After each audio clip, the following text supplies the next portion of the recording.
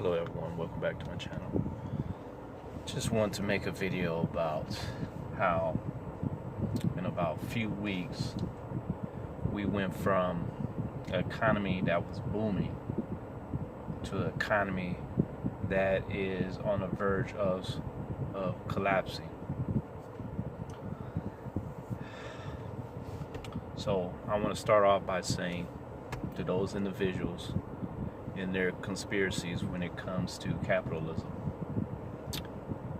Capitalism is not going anywhere. This country is pretty much built on capitalism. We all know it's all about the money, the Benjamins as they say. So you don't have to worry about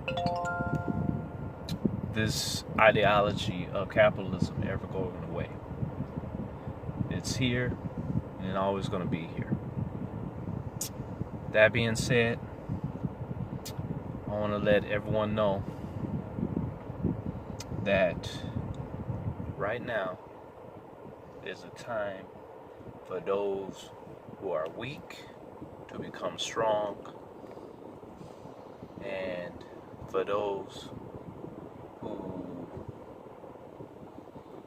see an opportunity to take advantage of, especially with the internet.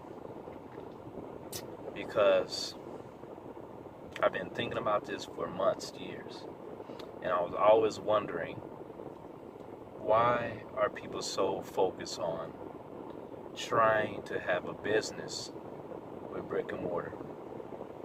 I was always wondering about that.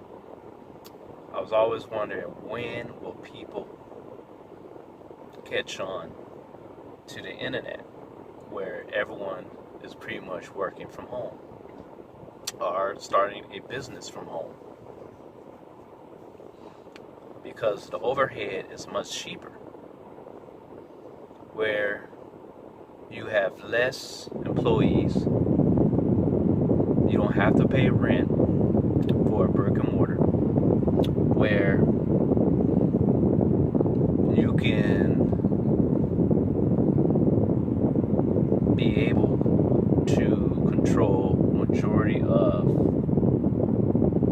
the company, because it's not so much overhead that cause you to be overwhelmed, and it's much cheaper. I mean, all you need is a computer, your cell phone, the internet, and you should be good to go. So I'm kind of wondering about the economy right now in this situation.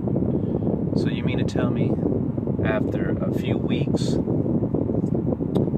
people are losing their jobs and people are worried about their situation?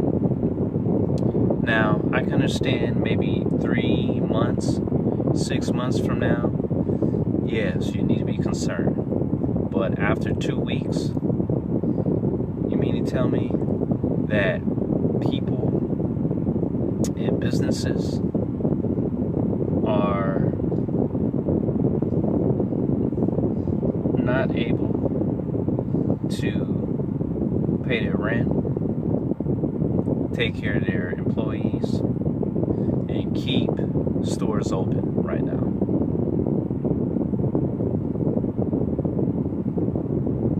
So that's what you tell me right now? That the beginning of March, the stock market started to go down, people started losing their job, and then when April hit, people were not able to pay April's rent or mortgage. So that means that when the economy was doing well, people were not using that time as an opportunity to save. They probably got a bonus here, a raise here, and they probably thought that this economy would never end. So they didn't take into account that this was an opportunity for them to save more money. Now, what about the businesses? You mean to tell me after a few weeks, businesses, $1 million companies, billion dollar companies, after a few weeks, had to start letting people go? Where they had to put people on furlough after a few weeks, and now they had to shut business. So you mean to tell me companies, businesses, big or small, are not able to manage their money? Is that what you're telling me? So if that's the case, I hope we all learn from this. I hope we all learn from this. From here on out, you need to start putting money away for a rainy day as much as you can. Now, we just need to learn from what happened, what's going on right now. So next time when the economy turns around and improve, that as workers, that we put money away for a rainy day. Whatever you can put, $50, $100, $1,000, whatever you can put away for a rainy day fund, emergency fund, whatever you want to call it. Put money away. Just like these businesses, big or small. We need to learn from this. Instead of use that money to buy that big mansion or that big yacht, how about we use that money to invest in our workers, in our businesses, and the rest of that money we put away for a rainy day. You know, you would think that many of us have learned from the Great Depression, many of these recessions. Now, they're saying that this is even worse than the Great Depression. Now, last time I remember about the Great Depression, people were living in shacks. So far, I don't see anyone living in shacks. Back then, they didn't have any safety nets. Unlike now, due to the New Deal, where we have certain programs in place, unemployment in place, where that is a way to keep you afloat. Okay, that's a safety net. Unlike in the 1960s, where we had the Great Society, where we came up with Social Security. So these are all things that we have now, unlike in the 1930s with the Great Depression. So I don't know if you can actually compare this to the Great Depression so far, but I will tell you this: what we have now is totally different from the Great Depression.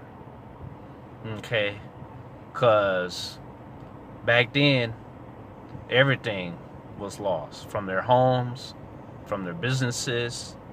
Many people were out of work.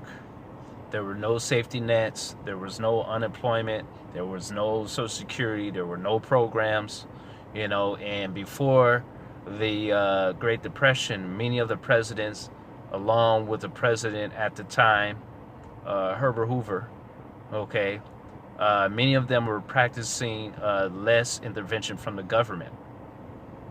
Okay, so they were going through many presidents at the time that also led up to this. Okay, so here we only have one president, which led up to this epidemic, right? Through this coronavirus. I think they knew about this in December, actually, about this coronavirus, this COVID-19, right? But yet they took it lightly, where they didn't prepare themselves. And then on top of that, I believe that they fired somebody who was in China that was supposed to oversee these diseases. So they fired the person, and they knew ahead of time, months in advance, and they didn't do anything about it until now. So this is what we are dealing with. This is something that actually could have been prevented, but yet we took it upon ourselves to ignore it. So here we are now. So even though this is bad, I wouldn't know if I'm prepared to the Great Depression, because at this point in time, people are still driving, people are still living in their homes. They're not living in shacks.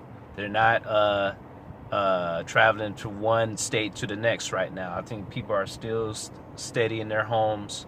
So let's see how this turn out. This is not the end of the world. We will get through this, but with time. So until then, make sure to become a subscriber to my channel. Make sure to hit the bell, put a comment at the bottom, and make sure to smash that like button. Have a great day.